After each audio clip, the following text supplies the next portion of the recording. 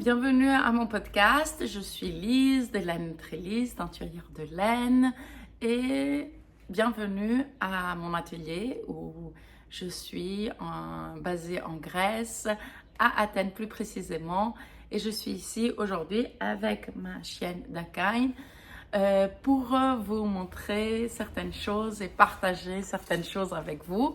Et ça ne va pas être du tricot. Quoi? Ça va pas être du tricot? Mais Lise, qu'est-ce que je dis?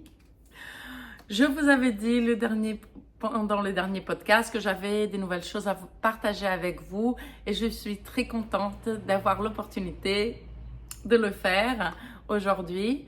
Et donc, j'ai à vous parler d'une nouvelle base et j'ai à vous parler de nouvelles couleurs. Yes!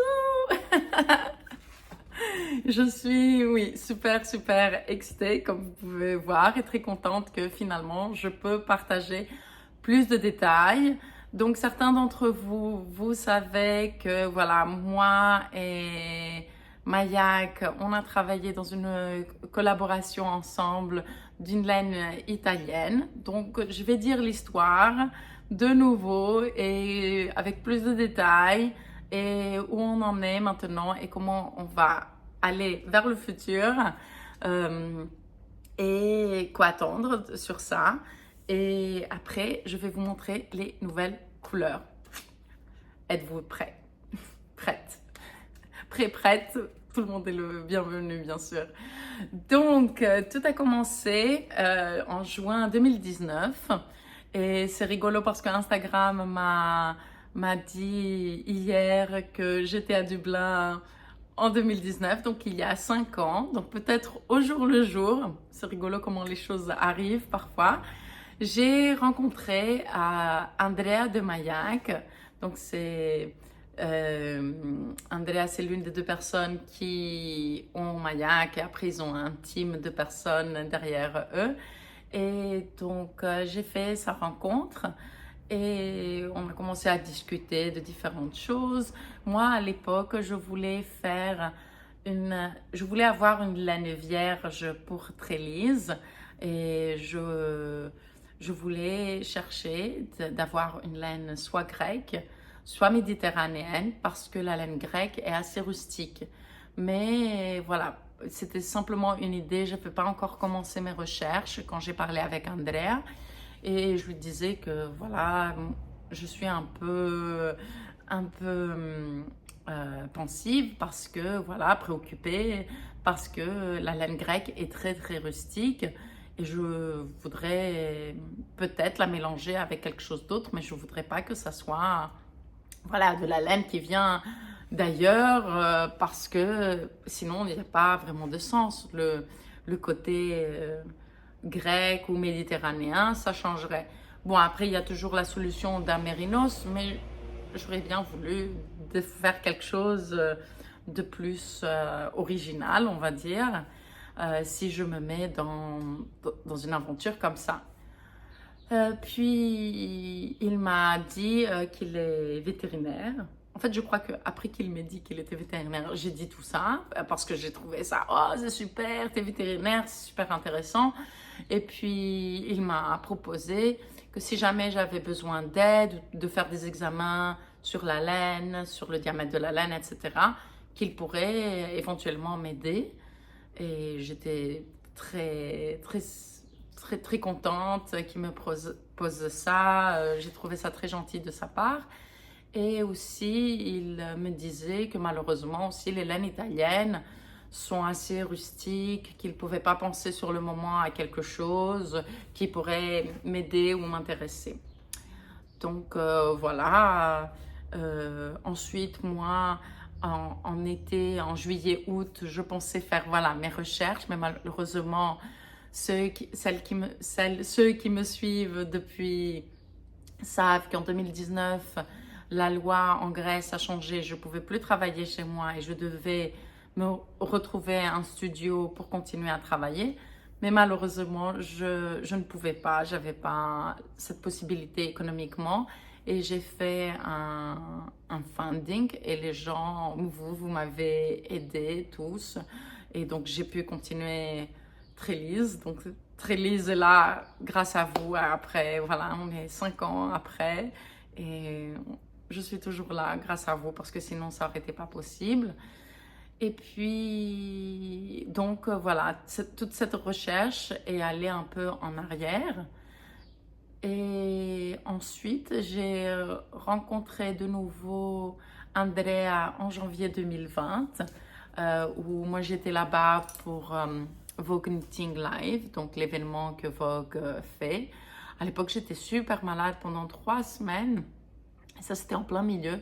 Je pense que j'avais le Covid avant que les personnes avaient le Covid parce que mes symptômes changeaient, etc. Et donc, voilà. C'était vraiment une période assez bizarre. Mais Mayak faisait une soirée juste avant Vogue Knitting Live. Et donc, j'ai eu le temps de parler un peu avec Andrea. Et Andrea m'avait dit qu'il avait fait des recherches après qu'on s'est parlé. Il était allé aussi à ses notes comme étudiant ou d'université. Et il a fait plus de recherches. Et il m'a parlé d'une race, la Gentile di Lucania, qui paraît être intéressante, qui est le grand-père du Mérinos, comme on le sait maintenant, et que voilà, que ça pourrait être quelque chose d'intéressant à rechercher, mais qu'il ne savait pas encore des personnes qu'il avait. Et donc, voilà, on m'a dit, bon, ben, on se tient au courant, on verra, et tout ça. Bien sûr, l'univers avait d'autres projets pour nous. Et il y a eu le Covid, donc après chacun, voilà, je pense que tous nos projets ou nos idées de recherche sont un peu partis par ici, par là, parce qu'on devait retrouver, voilà, qu'est-ce qu'on va faire, comment on va travailler avec, voilà, nos business. Moi, par exemple, j'étais très préoccupée parce que, voilà, même à ce jour-là, j'ai seulement 3 clientes en Grèce. Et donc, c'est pour ça que d'un côté, je voyage beaucoup pour pouvoir venir en contact avec mes clients, clientes, me faire connaître, que je vous connaisse et tout ça. Et donc, sans avoir de festival, j'étais assez préoccupée. Je dois dire vraiment un merci pour cette époque-là et des gens qui venaient sur mon site et prenaient de la laine, mais aussi entre teinturières, surtout quand les festivals ont commencé à s'annuler, que tout le monde, voilà, partageait la nouvelle, partageait aussi, venez voir à mon site qu'est-ce que j'ai, mais aussi n'oubliez pas de regarder cette teinturière ou celle-ci ou celle-là ou ce teinturier. Et je pense que c'était vraiment un moment très très positif, même si c'était dans des situations difficiles. Et donc, voilà. Et je crois que c'était en 2021, donc vers la fin du premier lockdown, ouais, je pense début 2021, où moi j'ai proposé à Andrea que peut-être on pourrait faire une collaboration sur une base, soit que eux ils ont, soit une base que ça intéresserait Mayak d'avoir avec les coloris de Mayak, des miens, de mettre un peu les deux univers ensemble, peut-être plus les nœuds de eux et de mes couleurs et de marier tout ça. Et donc on a eu plusieurs conversations sur ça, après on a eu du retard, après bref ça ne s'est pas passé. Et vers la fin de 2021, Andrea a rencontré quelques gens qui avaient ces moutons au sud d'Italie. Et donc, c'est un très petit élevage. Il y a 800, à peu près, un peu moins de 800 moutons. Donc, c'est une race en voie d'extinction. Ce qui nous a fait encore plus voulu d'aider, de voir si on peut faire quelque chose avec cette laine. Et on a été... Et donc Andrea m'a demandé, est-ce que tu es toujours intéressé de voir? Moi, je pense que je vais prendre une partie de cette laine pour faire des tests, etc. Et donc moi, je dis oui, oui, je suis super intéressée et tout ça. Et donc, une fois qu'il avait les microns du diamètre de la fibre, on en savait un peu plus. Et moi, immédiatement, je ne sais pas si vous le savez, dans le temps, je filais beaucoup, énormément. Maintenant, je n'ai plus trop le temps de filer, mais c'est quelque chose que j'adore. Et donc, j'ai sorti mon bouquin, The Fleece and the Fiber, où il parle beaucoup de comment les laines sont mesurées, etc., comment elles sont mises en différentes catégories, donc fine wool, medium wool, coarse wool, et il parle de beaucoup de races. Et donc, on a su, bon, on sait que c'est une laine courte, son diamètre est d'environ 21 microns, ce qui fait qu'elle fait partie des laines fines, pas aussi fines que d'autres, mais elle est considérée comme, elle est une laine fine. Et ensuite, moi aussi, ce que je veux dire, c'est sur ça, c'est que on mesure très facilement le diamètre d'une fibre et c'est une des façons de classifier une laine. Mais on peut avoir deux laines de même diamètre, mais qu'au toucher peuvent être différentes. Donc on peut avoir par exemple deux laines qui ont 25 microns, je dis par exemple, et on peut la sentir qu'elle est un peu plus douce que l'autre. Et ça, ça va dépendre de comment les écailles sont structurées sur cette fibre. Et aussi, ça change aussi quel aspect, quel résultat elle peut avoir cette fibre après avoir eu un certain processus, après le lavage, après la teinture, etc. Et ça, c'est important pour ce qui va venir à la suite. Donc, voilà, Andrea, il a pris une portion, il l'a fait nettoyer, ils l'ont filé dans une filature, puis ils ont fait différents... Non, au début, c'était seulement une fois de voir un retors. Un peu plus tard, on a fait différents retors pour voir lequel on préférait. Et je dois dire que la première fois que j'ai fait des échantillons, c'était pour voir comment voilà, quel retors on préfère avoir pour la laine. Ouais, je vous jure. Moi, je fais pas d'échantillons pour mes projets, mais pour la laine, oui. N'est-ce pas plus important? Je sais pas. Pour moi, ça l'est. Donc, on m'a envoyé les premiers batchs de filets et j'ai teint la laine. Et moi, pour dire la vérité, je pensais que j'allais avoir un résultat beaucoup plus éteint parce que la plupart des laines vierges prennent la couleur d'une façon plus douce, un peu plus subtile, on va dire. Et j'étais prête d'avoir une laine comme ça, vierge, avec un différent rendu que je trouve très beau. Je sais qu'il y a des teinturiers qui changent leur recette de couleurs pour que ça soit presque la même chose sur toutes les bases. Moi, je ne fais pas ça parce que j'aime justement que chaque laine donne son caractère. Parce que sinon, pourquoi avoir différentes qualités? Bon, parce qu'on veut faire peut-être différentes choses, par exemple les chaussettes, etc. Mais pour moi, c'est aussi une façon de faire un hommage aussi à la laine et aux différentes qualités qui existent. Donc, la bonne surprise, c'est que la couleur sort super bien, super bien. Donc, c'était super. Les speckles sont un peu plus mises en petites taches, mais ça fait rien. C'est très joli. Je vais vous montrer juste dans quelques minutes quand même. Et donc, j'étais très contente de tout ça.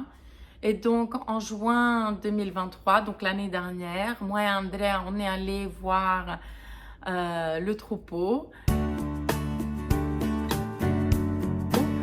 On a vu le fermier, on a vu les gens qui s'occupent de ces moutons. Et c'était aussi le moment de la tonte des toisons. On a un peu aidé et c'était très, très intéressant. Et aussi, on se rend compte de beaucoup d'autres choses que simplement peut-être en tant que teinturière ou en tant que tricoteur, tricoteuse, on ne se rend pas compte de tout ce travail, de tout cet amour envers l'animal. Parce que je ne sais pas si quelqu'un qui n'aime pas les animaux, est-ce qu'il pourrait s'occuper des animaux toute la journée. Et donc je trouve ça super beau. Et c'était aussi très intéressant pour moi de voir les gens, les fermiers, même ceux qui venaient faire la tonte, de voir combien ils étaient intéressés. Parce qu'avant, en tout cas ce troupeau, ils prenaient vraiment le lait pour faire du fromage, mais ils ne s'occupaient pas autant de la laine et de la fibre du mouton. Et donc, tu les voyais qu'ils étaient intéressés, qu'ils voyaient le potentiel et que cela voulait dire de faire plus attention aussi à la toison du mouton et donc de changer aussi certaines choses qu'ils font. Et je trouve ça vraiment bien et magnifique. Voilà, d'être ouvert, de changer aussi certaines façons d'être ou voilà, et de comment faire pour avoir une meilleure qualité de rendement et finalement et pour l'animal, mais pour eux aussi. Donc voilà, pour moi c'était super intéressant d'être en Basilicata, qui veut dire en grec Vasilikos. J'ai déjà dit ça dans un autre podcast, mais voilà, je le redis et je trouve ça rigolo. Voilà, une région italienne avec un nom grec. Mais bon, on va pas aller dans l'histoire non plus de la Grèce et de l'Italie. Et donc, on arrive à la fin de l'histoire. En janvier 2024, à Vogue Knitting Live, on a fait le lancement officiel de Fibre Gentili. Donc, Fibre Gentili, c'est toujours les gens de Mayak, mais Mayak, c'est leur laine du Tibet. Et donc, Fibre Gentili, c'est la petite sœur, on va dire, qui aura des laines italiennes ou méditerranéennes ou ce qu'ils voudront qu'il y a. Mais ça a commencé avec la Gentile di Lucania. Donc, on a commencé le lancement avec des couleurs solides qui ont été teintes comme Mayak fait teindre ses couleurs solides. Et il y a eu aussi des couleurs de moi. Donc, et cette collection, on l'a appelée les éléments parce que ça avait été, voilà, il y a eu une inspiration des 5 éléments. Et donc, voilà.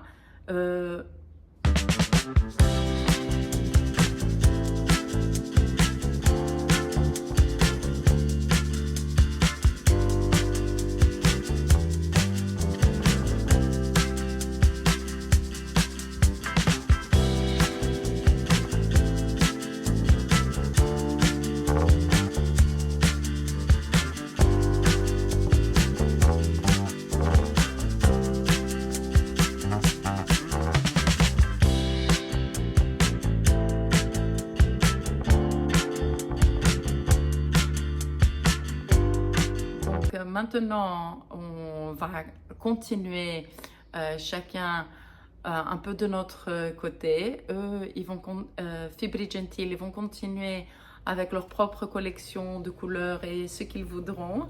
Et moi, de mon côté, avec ma nouvelle base, qui est la Gentile di Lucania, et que j'appelle Mires, et qui aura cette étiquette avec le logo qu'on a fait pour cette race, pour la Gentile di Lucania, et elle va s'appeler Mires. Donc Mires, c'est les 3 déesses du destin en Grèce, dans la mythologie grecque.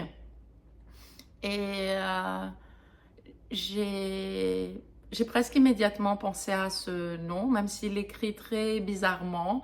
Donc en français, ce sera lu moire. Mais bon, c'est Mires. Je ne vais pas changer l'orthographe. Ça fait rien si vous le prononcez d'une différente façon. On n'est pas là pour ça. Mais moi, je tenais beaucoup à le nommer comme ça.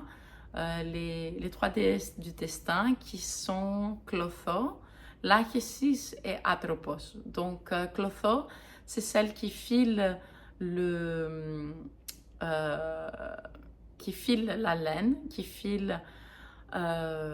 la laine qui est représentée en fait comme la vie de quelqu'un dans la symbolique de la mythologie grecque. Donc, Clotho qui file la laine. Après, on a l'Achesis qui mesure la laine, donc qui mesure la vie. Et après, on a Atropos, celle qui coupe la laine, qui coupe la vie. Et Atropos, ça veut dire l'inévitable. Donc voilà, je pense que ça va bien avec tout ce concept, toute cette histoire, parce que je pense que, voilà, sans l'idée, peut-être à moi au début, après sans les connaissances d'Andrea et sa recherche, et sans le travail de Carlotta et de leur team, et tout ça, donc il y a beaucoup d'éléments qui m'a fait un peu penser à la destinée, voilà, un élément comme ci, un par là, et donc c'est pour ça que j'ai décidé de l'appeler Mires. Donc au tout début, l'idée c'était que voilà, moi je continuerai à faire quelques coloris pour eux, voilà, chaque année ou voilà, on verrait. Mais finalement, moi j'ai décidé de ne pas le faire, de ne pas continuer cette collaboration de cette façon, parce que voilà, pendant tout ce processus, il y avait beaucoup de changements, de décisions qui ont été prises, mais si c'était quelque chose qui se passait une fois de temps en temps, j'aurais pas eu de problème, mais c'était quelque chose qui se passait continuellement, et donc moi, ça me créait beaucoup de stress. Parce que je voulais être très correcte, et d'avoir des décisions se changer tout le temps, ça voulait dire que voilà, je ne pouvais pas vraiment avoir confiance sur les décisions qu'on prenait, et donc ça me créait un stress, et aussi ça me faisait ressentir que voilà, mon temps n'était pas respecté ou apprécié. Mais voilà, donc tout ça pour dire que c'est pour ça qu'on prend un peu nos chemins différemment, mais c'est un projet que j'ai adoré travailler, que j'ai beaucoup de gratitude de faire partie, d'avoir fait partie, et je suis très très contente de pouvoir en faire part avec vous un peu dans mes propres termes à travers Mires, ma nouvelle base. Et je voudrais vous demander de montrer votre support à Fibre Gentili, à Mires, parce que c'est un moyen d'aider les fermiers, les gens autour de cette laine, et pour moi encore plus important, ces animaux, et de pouvoir les préserver et d'agrandir voilà, leur présence, espérons, au marché. Et donc voilà, je voulais partager cette histoire, comment moi je l'ai vécu, comment moi j'ai fait l'expérience de tout ça, comme elle a été partagée au tout début sur l'Instagram de Fibre Gentili, comme on l'a partagé moi et Andrea à Vogue Knitting, quand on a fait un partage avec des gens, et voilà, on a eu cette discussion, et j'ai fait la même présentation avec Carlotta en Suisse en avril, et je tenais, c'était important pour moi de redire, peut-être répéter quelques morceaux, mais de dire toute cette histoire, où on aboutit, où on va, parce que voilà, récemment, elle a été partagée d'une différente façon, ce qui m'a fait un peu me sentir mal, je veux dire la vérité. Mais voilà, moi je dis la réalité de comment moi j'ai vu les choses, comment moi j'ai fait les choses. Et d'après, voilà, chacun peut partager comme il veut. Et je tenais à remercier Andrea et Carlotta pour toute leur énergie, pour tout leur travail et d'avoir pris, voilà, une idée, une conversation et d'avoir pu la réaliser et de la partager maintenant avec vous.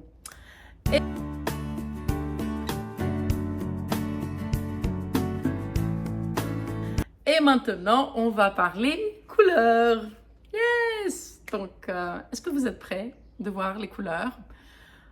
Mais, ok, avant de parler des couleurs, je vais dire que je suis enfin très, très contente parce que le week-end prochain, je vais pouvoir être à Porto et je vais être avec Mires, la nouvelle base, donc la Gentile di Lucania, sur différentes couleurs, différents coloris que j'avais et les nouvelles couleurs. Et j'aurai aussi de la laine à chaussettes pour les nouvelles couleurs.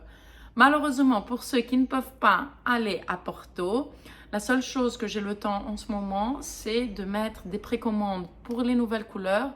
Et soit vous choisissez la laine à chaussettes, soit vous choisissez Mires. Et voilà. Et j'aurais pu avoir aussi de la laine à chaussettes, qu'elle soit prête à partir. Mais malheureusement, comme quelques-uns d'entre vous ont compris à mon podcast de la semaine dernière, qu'il y avait certaines choses qui n'allaient pas par rapport à Dakine. Et c'est pour ça que j'avais mis un très grand doute si j'allais partir à Porto. Mais voilà, finalement, je vais à Porto. Dakine va mieux. Ce qui arrive, c'est que depuis la semaine dernière, elle est aveugle. Donc, elle avait perdu un de ses deux yeux l'année dernière.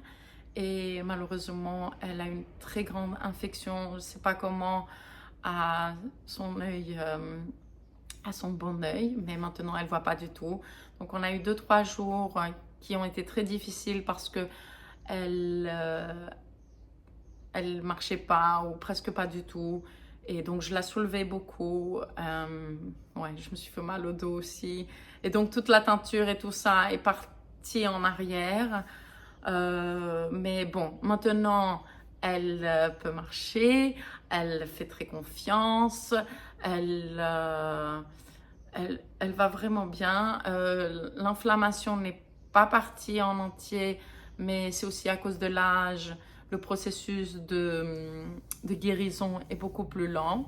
Mais heureusement, voilà, là où il fallait que je lui mette des gouttes chaque 2 heures, même la nuit, ouais, donc j'ai pas beaucoup dormi. Donc si parfois je suis un peu confuse sur ce que je dis, désolée.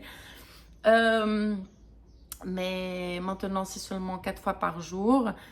Et voilà, une amie à moi a trouvé, voilà, va la garder. Elle a trouvé aussi une solution que du moment qu'elle n'est pas les après-midi à la maison pour le travail, etc., sa voisine nous aidera. Et je suis très reconnaissante. Et cette décision a été prise hier soir.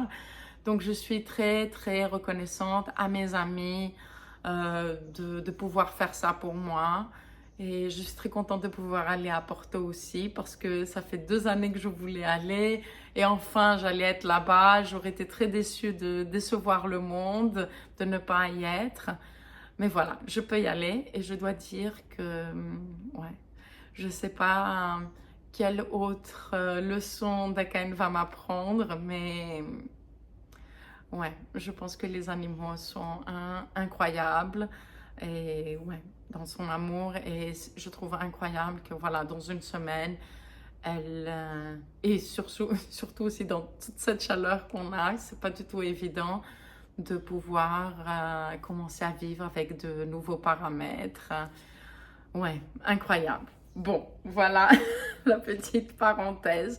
Donc, allons voir les nouveaux coloris. Donc, les nouveaux coloris, Ou en général, les coloris, je les nomme à travers ce que je traverse dans ma vie. Parfois, c'est quelque chose qu'un ami a dit, parfois quelque chose moi que je dis, oh, c'est rigolo, ça pourrait être un coloris, et finalement, ça devient un coloris. Ou des mots, par exemple, qui ont été dits dans des livres pendant une méditation. Et donc, voilà. Donc, je commence par Ardently. Voilà, un bleu foncé. Donc, ce que j'ai pas dit, c'est que Mires, c'est des 50 grammes, 200 mètres, un fingering. Et donc, je vais vous le montrer dans la base Ares, qui est la base à chaussettes, et dans Mires, qui est la Gentile di Lucania. Donc, 50 grammes. Comme c'est des 50 grammes, les couleurs sont un peu plus foncées. Et la grande différence, c'est, voilà, les speckles, les détails sont un peu plus foncés et un peu plus comme des petites marées de couleurs. Donc, ardently, c'est un mot que Mr. Darcy dans Pride and Prejudice, c'est comment Pride and Prejudice? Orgueil et préjugés, ouais, je pense, de Jane Austen. Voilà, il dit qu'il aime Lizzie ardently, donc voilà, d'une façon très forte. Donc pour moi, ardently, c'est une couleur assez masculine, mais qui a du flow, donc peut-être pour ça, des speckles un peu plus clairs, donc voilà. Et aussi, c'est un mot que pendant ma méditation, ma retraite de méditation, elle a été dite 2 fois et j'ai immédiatement pensé sur le moment, ardently, ah, Mr. Darcy, il faut que je fasse une couleur ardently. Donc voilà. Ardently. Après, on a irrational, donc irrationnel. Et donc, irrationnel, c'est un gris moyen, la base, avec des speckles que j'ai laissé dégorger. Et donc, à Mires, on a un rendu d'une couleur, d'un coloris un peu plus changeant. Et voilà, avec des flaques de couleur. Irrationnel, c'est parce que quelqu'un voilà, avait dit, je ne sais plus pourquoi exactement, émotionnel et rationnel, voilà. Et donc, ouais, j'ai toute une liste de mots. Et rationnel, ça m'a paru assez sympa comme mot parce que, voilà, la différence sur les 2 bases, on peut dire qu'elle est un peu irrationnelle. On ne la comprend pas, mais c'est le même coloris. Ensuite, on va en Suisse. C'est quelque chose que Deborah, la teinturière derrière Penny Lane Yarns, et si vous ne connaissez pas, allez la voir, a dit. Et c'était normal enough. Donc, pour les personnes qui sont normal enough, voilà. Donc, c'est un gris clair avec des speckles orange, bleu, néon. Et donc, voilà. Les speckles qu'on retrouve ici, on les retrouve un peu plus comme des petites taches. On va dire ça comme ça. Et je l'adore.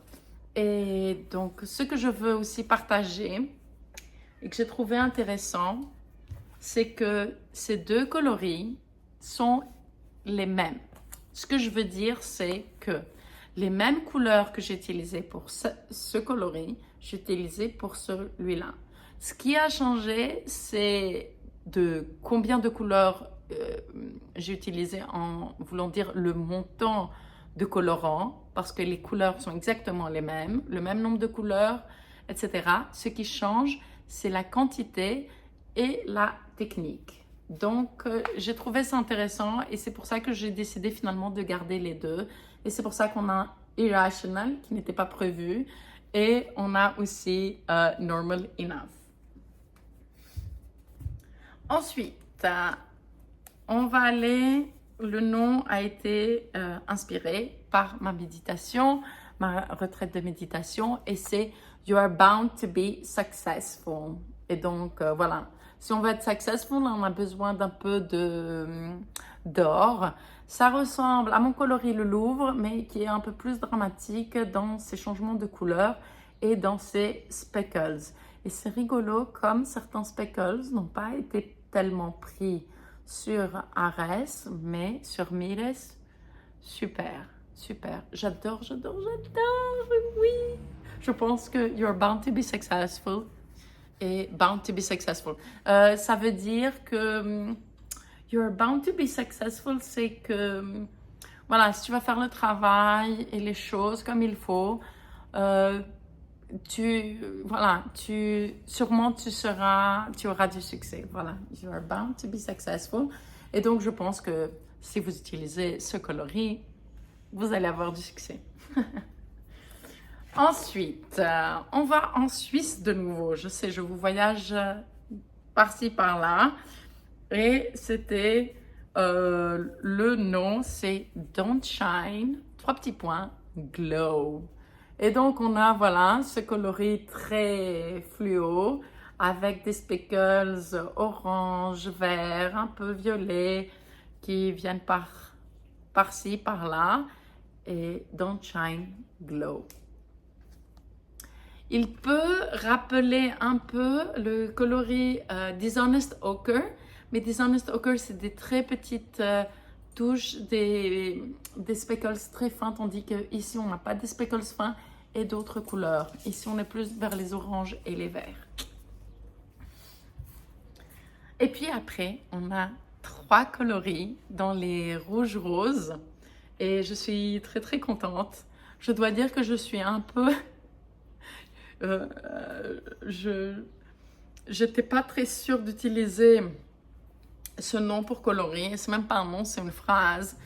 Et c'est Your body has never disappointed me, ce qui veut dire ton corps ne m'a jamais déçu.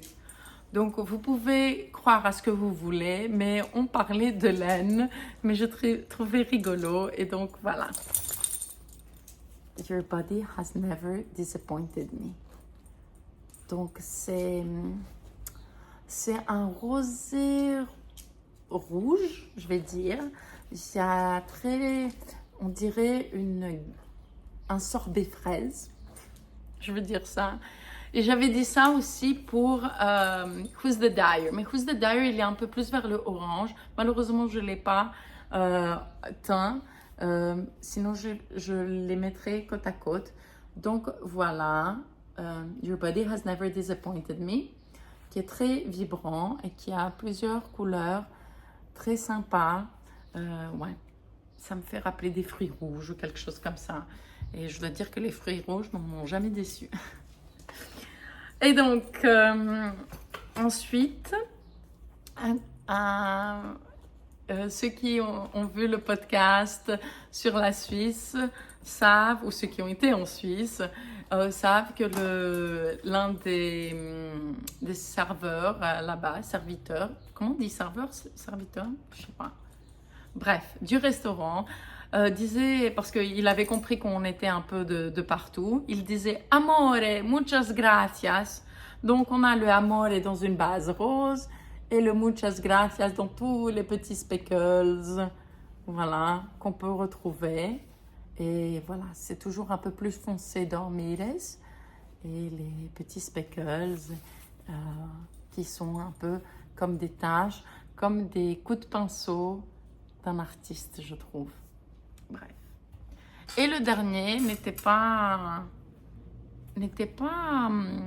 comment dire, planifié, comme irrationnel. Donc j'avais en tête de faire 6 nouveaux coloris. Finalement, je me retrouve avec 8, ce qui n'est pas plus mal, non? Et donc, c'est pendant que je faisais des tests pour Your Body Has Never Disappointed Me, je me suis retrouvée aussi avec un rouge très vibrant. Et comme je n'ai pas de rouge très vibrant, je me suis dit je vais le garder. Mais c'est un rouge que si vous allez voir tout près, change. Il y a des moments où il est un peu plus orange, des moments plus rosés, un peu plus, qui tire un peu plus dans le violet, etc. Et donc, comme Mires c'est plus foncé, on voit un peu les changements un peu plus subtilement. Et j'ai décidé de nommer ce coloris paracétamol. Donc, bon, c'est une blague entre moi et des amis, et bref, quelque chose qui s'était passé. Ouais.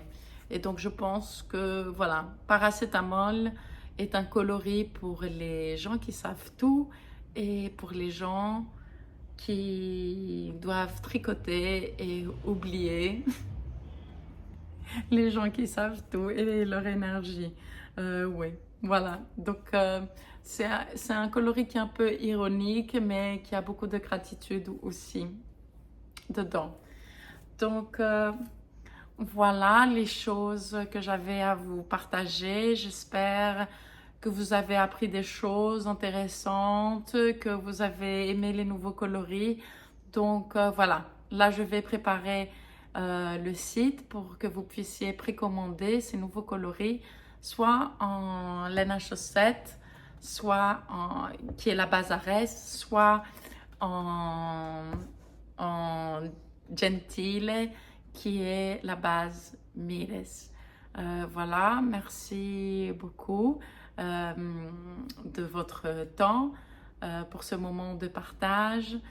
Et voilà, n'oubliez pas, color is power, fiber is our weapon. Bonne journée.